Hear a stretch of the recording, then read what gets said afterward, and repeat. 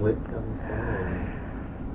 Well, I think we're a long way. I think we have to be optimistic about the outcome. As Christians, we're supposed to be optimistic about these things, but whether that means that I would expect to see it in my lifetime or in the lifetime of anybody alive in the world today, I think probably not, because even if the theological issues are resolved, I think the cultural ones will take a long time. And if there's an ecumenical union takes place, I think it will probably be quite gradual, and that the two churches, the two branches of the church, the Eastern and the Western, would retain their own traditions and their own culture.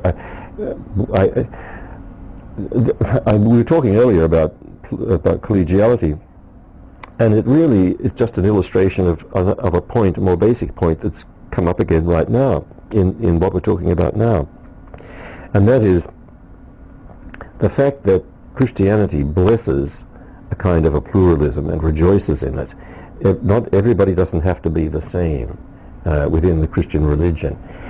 We do need, or we should be concerned about professing the same faith, but that basic thing being granted, there are many different ways of living the Christian mystery, and these should be recognized as good, and they should be able to work out a way of living together within the one communion of the church, and that's what we need to do, I think. And the same goes with the Protestant churches and the Catholic Church. It's not a question of just capitulation of one to the other. It is interesting now. I think we've had an important landmark achieved here in the way on the road to union, and that is the 1999 Augsburg Agreement on justification by faith.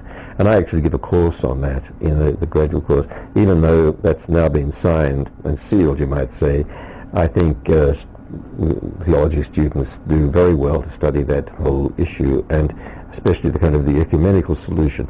But then that didn't mean that the Lutheran Church suddenly passed out of existence. Certainly not.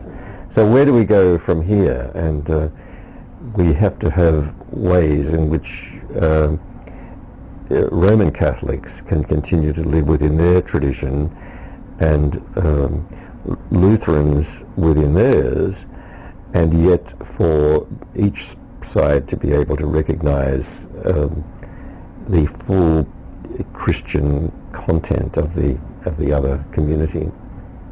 And that's what living in the one communion of the church means, I think.